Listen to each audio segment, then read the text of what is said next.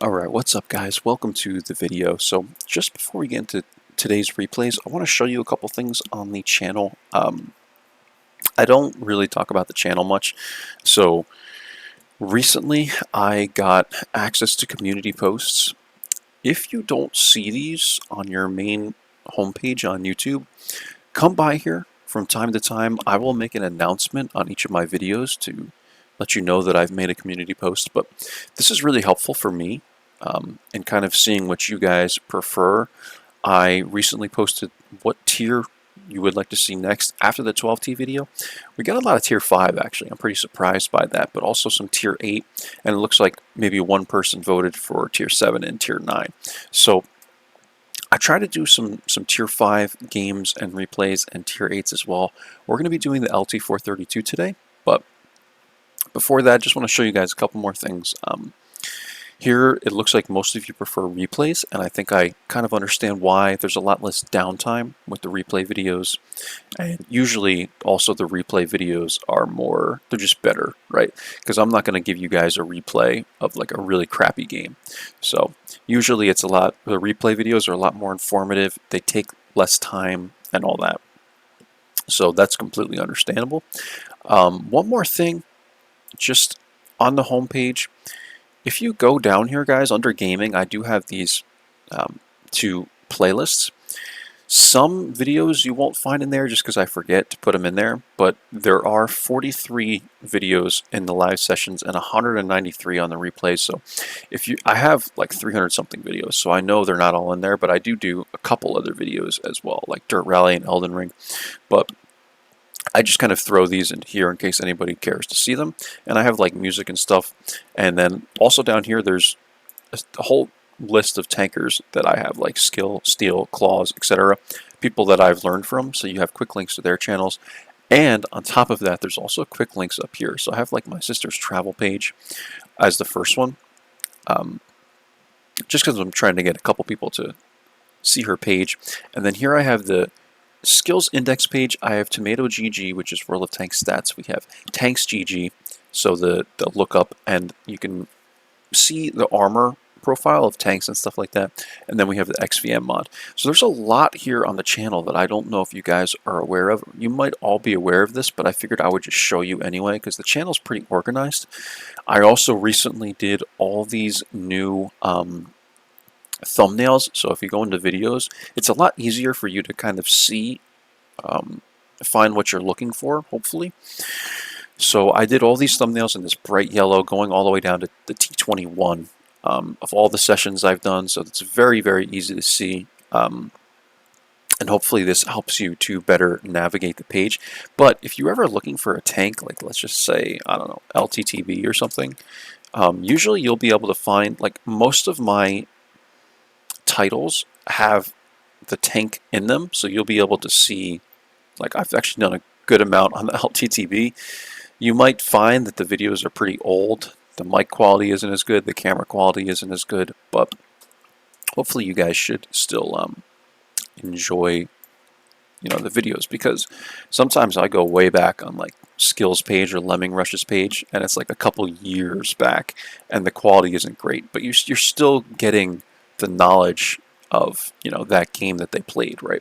So that's it, I think, for the channel. But I just wanted to give you guys all these, you know, quick little things that I have on the channel that you have access to, right? The biggest thing is the community posts. Just keep an eye out for these, and you know, it really helps me to basically help you figure out what you guys want to see on the channel. So that's it. Let's get into today's replay. I think I have the end plates already open for this one. And we're going to be looking at two battles in the LT-432. The LT-432 is a phenomenal tank. I have a lot of replays on it just because I love playing this vehicle. I now play it in place of my Even 90, basically. I've played the Even 90 so much to the point where I just don't even like to play it anymore because I've gotten to a point now where I know like every little bush that I can get into to try and get spotting damage, and the Even 90 just isn't a great tank for carrying games, so I prefer to now use the LT-432 because it's much more versatile. But the even 90 did have its place at one time, way back when people didn't play passive scouts as much. Now everyone is very good with passive scouting. Everyone knows like all the areas to go to and stuff like that, and it just kind of gets boring because there's really nothing new about it, you know? Like most people know where you are now and stuff, and it's just kind of lost its magic, in my opinion. Yeah, I don't really know how else to say it, guys. It's just the game progresses quite a bit with, you know, the amount of information that people know. You know, unless you're going to play down to like tier 4 or tier 5, at this point, like so many people understand the passive scouting mechanics that it's just not as fun as it used to be. So we're going to be on Sand River for this first one. I usually run up, I have like almost 39% concealment with the LT-432. It's not anything crazy because on a lot of my light tanks now I have like in the 40s because I run low noise exhaust. But I still get a little aggressive here and run like along this. You might want to be careful doing this if you have a little less concealment, because sometimes people will come in like where the E75 is, they'll come like up to here opposite the 1390 and they'll light you here. So start off this game, I'm just looking for some shots on these heavies over here. I think I get one into the E75. We do, and we're really just looking for easy shots. I think maybe one of the Caliban, and I'm going to kind of assess from here what else I'd like to do, but it doesn't seem like these guys are pushing in any sort of way. We have both these guys just poking up on the ridge here, so I want to double check that, make sure that no one else is coming up over here. So I use these mounds, like I kind of use these mounds in a very specific way and trust my concealment when it comes to these guys. I just trust my concealment. I know I'm good, and I will back down now and I can start taking shots at these guys. We spot the UDES, and again, just trusting my concealment, but I like this spot because it allows me to spot some of these guys down here, but also in case someone pokes up over here, you're aware of it, because the way these guys are, they're never going to spot anything until it's like right on top of them, right? So I would at least like to give myself a chance to spot someone if they're going to come like up over this ridge line or something like that, and you're able to do that from here. You can see I have the angle in case someone comes up and over, right? So we're just looking for shots. There's really nothing else going on here. The Sand River can be one of those maps that gets a little boring, especially at the beginning, because it's such a wide open map that people are not very aggressive, you know, with their actions, I'll say. You know, they're not just going to run up and, you know, like I'm saying, right?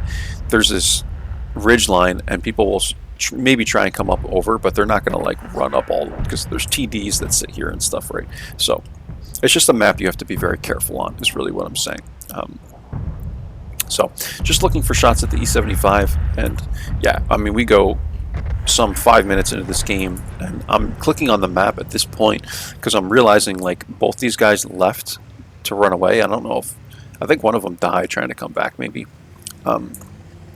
But there's no one over here, and we're leaving an entire side of the map open. So at this point, I'm going to come up, scout it, and we spot the 1390, we spot the UDES, and I'm going to come back. But I want to know where these guys are. You know what I mean? This guy says he's going to help me. I'm like, okay, well, you know, you can't, you just, when you leave an entire side of the map open, guys, a lot of times what's going to happen is you're going to lose, because you start losing angles, and I feel like not a lot of people understand this. We do get some spotting damage there. I feel like not a lot of people are knowledgeable when it comes to really just owning most of the map, because look at, I'm going to pause and explain this real quick. When you lose an entire side of the map, like we have up to here, right? This is like where we have all these guys sitting here can have an angle like this to shoot people. The T95 and the E75 are in trouble as well, because all these guys have an angle like this to shoot these guys. These two guys are trying to go through the middle. They're never ever going to be successful doing this if this entire portion of the map belongs to the enemy team. You know what I mean? If we have up to here, then they're fine. But this is a thing, and this is what I mean, is people don't realize like how important map is on pretty much every single map in the game. If you have more map, a lot of times you're going to have these, you know, angles to take appropriate shots at people's side plates, and it just leads to, you know, a lot of easy shots for the enemy team and an easy win, because you just have all the, you know, angles to help you. You can, if one angle isn't working, then you can go around somewhere else and use another angle. 1390 is here. There's no way I'm going to win this by myself. At this point, I need to wait for these guys to come up and support me. And at this point, even though the HP is pretty close, I'm thinking likely we've lost this game, because there's just not, you know, the right kind of angles. That's all I can say.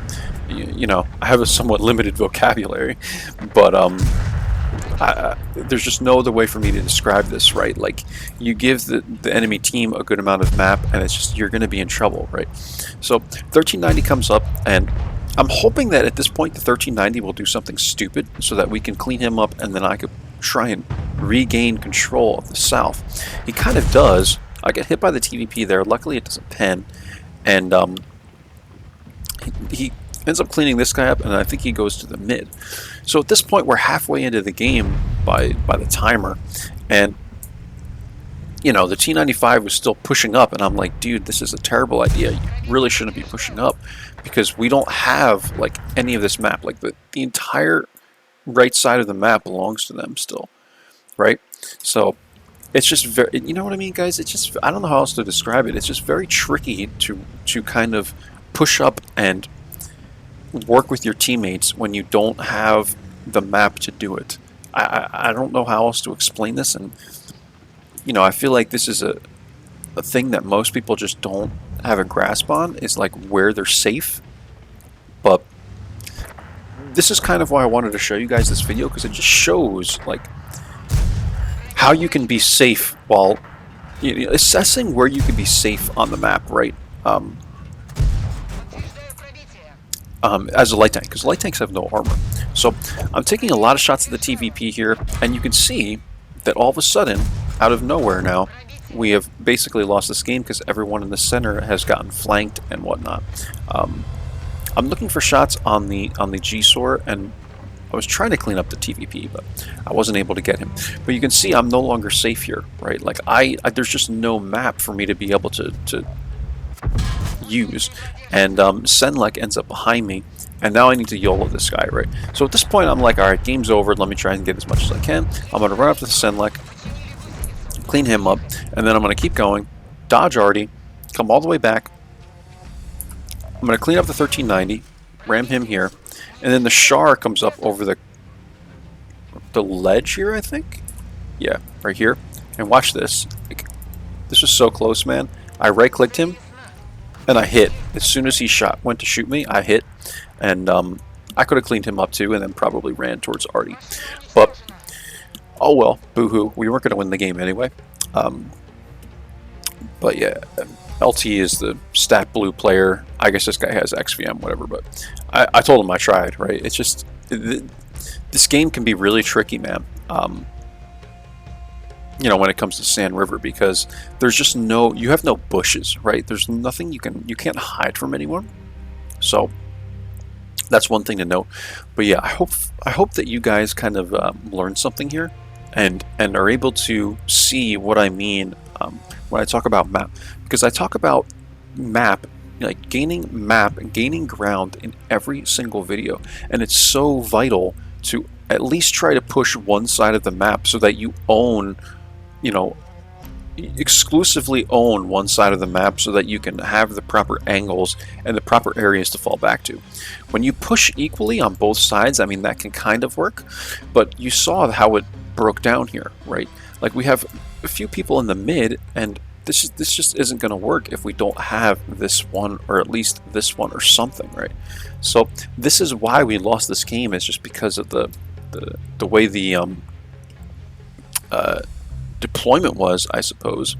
And you have to make sure that you know, don't leave one side of the map wide open and stuff like that. But this is World of Tanks. Like, you can only have a platoon of 3 people. It's not like, unless you're doing those competitive game modes, you know, you can't control where the rest of the team goes. But I just like to say this, you know, as if you can, right? You need to have a team that's going to kind of split the sides of the map, but you have to win one side of the map. And if you don't win one side of the map, then people have to come back. If you still have, say we lost the south, you have to come back and defend the north, and then try and win the north and defend the mid, and it becomes more tricky to do that. But it's better than just trying to push with, you know, like very few people here and trying to push a few people here, and then you lose both sides. And, you know, it's just, there's all these like little things in World of Tanks that I feel like people just don't really think about, and as a light tank player you think about it all, right? That's all I'm really saying. So I think it's XVM, which is the reason why this is so glitchy. And I'll tell you guys, let me go through these end plates real quick, and then I'll talk about that. We did have the Kamikaze, right? 1942 damage. We did 1,000 spotting. This was a 3rd class. And, you know, we're like middle here. Maybe kind of top by experience, and middle by the damage or so. And, yeah, we lost a little bit of coin. I played this a few days ago. We didn't have the premium yet. I just bought one thing of Battle Pass. Just one. So, because I'm not sure if I'm going to be able to get through all 3 of them.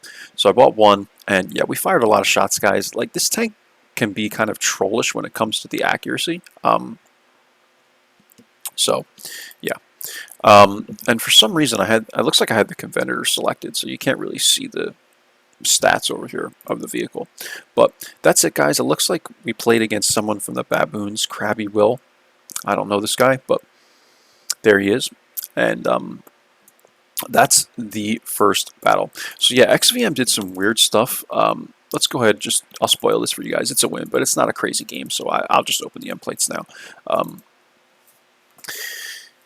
XVM did this really weird thing the other day for me, actually just yesterday, where I was having a problem in the game, right? Like, I can tell because my FPS was in like the 130s. It wasn't locked at 144, and the game wasn't stuttering per se, but I can just see it didn't feel right.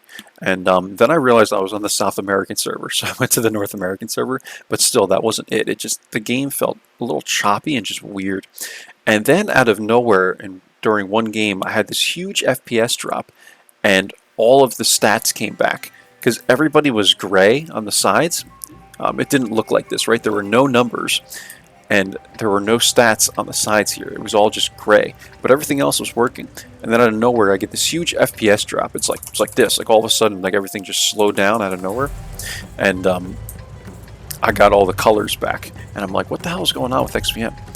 And then it happened again. It kept happening in like each game, and I think there was just some sort of problem with the servers, like the XVM servers, and maybe the connection between the servers of XVM and the World of Tanks servers or something. I'm not sure what was going on, but it was kind of wild because the game was just so choppy. And I haven't updated anything today. I went through, put the most recent version of XVM on.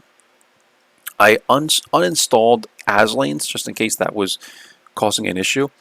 And I also used the repair tool on World of Tanks, and the same thing happened, and I'm like, it's got to be XVM. I haven't touched anything since yesterday, and you can see it's all working fine now. So it had to have been some sort of server issue. And yeah. Anyway, we're going to be on El Halaf here, and these are just two these wide open desert maps, guys, that I'm not a fan of. So maybe that's why I decided to group them together for you, but in any case, I know that we took a pretty long time on the Sand River video, but hopefully you kind of understand why I was emphasizing so much about map control, and you can see you know, why it works and why it doesn't work based on the situation and what you do and what happens and all that. So we're going to be on El Halaf now, and El Halaf is another one of those maps, man, that I just am not a fan of. Like, I freaking despise this map. I think there's a couple of maps that could be worse, like Ensk and crap. I do have those blocked. I have Ensk and Himmelsdorf blocked. Whenever I'm playing premium, I have both of them blocked. If I'm only on the standard, I will block Himmelsdorf. And I don't play Missed a shot on the even 90 there. Man, these things are so hard to hit sometimes. But looks like the Borsk or whatever is able to, T-26E5 is able to clean him up. But yeah, I block only Ensk, because Ensk I hate the most. And then Himmelsdorf is like, it's garbage too, right? But I try not to play on that map as well.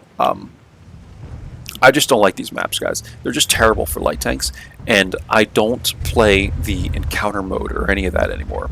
I don't play the large battles. I don't play encounter mode, and I don't play capture or whatever it's called. So I just do the standard, all the standard games, because if you play capture or encounter, you end up getting on those maps anyway, because it only blocks the standard mode of the game unless they change something. So I'm going to make a quick pass here. We end up spotting the ISU. G-Sword appears as well, and CDA is there, and yeah, these guys absolutely wreck the ISU, so it was great. It was a great spot there. We clean them up entirely, 1200 spotting, and this is how I like to kind of play this map. You can see it's not looking good up here, right? Probably have already noticed that, but I like to, if I'm going to come down to this area, I like to just make passes, because this map is so, it's very tricky, man. Like, this mound is not large enough to block a lot of shots from up here. Like, you could be in certain areas down here and still get whacked by people that are up here. Especially if you're like in here, people will hit you from up here, and I just think the map is designed poorly, and they refuse to change anything about it. It's so terrible for light tanks. And this is like one of the few bushes you have. You can use this one, right? You can use this one over here by the building. You can try and go in through here. You can be where the even is and all. But in my opinion, there's just no way to really progressively scout this map. You have to kind of eliminate everyone here, and then you have to be lucky and not get spotted running up this way. And then you can kind of get a little aggressive here. You can then move up like this. Or you can try and sneak up this way and come up the path. I prefer to usually come up through here and then hug this cliff and come this way. But then once you get up here or so, you end up getting spotted, like sometimes over here, and then people have shots on you this way. I just don't like the way the map is designed. I feel like it's complete garbage, but this is just my opinion. Like, it's okay. Like, it's a good map for tank destroyers and stuff. However, even then, like, you can be up here and get spotted by like a light tank that sits in here. That's a great shot there, but already. But yeah, man, it's just such a weird, tricky map to kind of deal with, and I've never had great games on this map. And usually maps where I don't have great games, I just call the map trash. That's my excuse.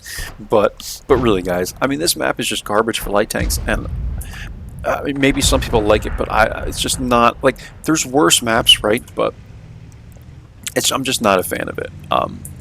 And I'm also not a fan of Sand River, and I think that's why I kind of grouped these together, just to show you guys how I deal with these two maps in a tank like the LT-432. So as I was talking about before, I like to run up to this area. You're safe here for the most part, but once you come out to here, you got to be careful. Like, people sit like in this bush right here, and they'll be able to spot you. So I come running up like right here, and I'm just making sure I'm checking that, making sure I'm not spotted from that corner.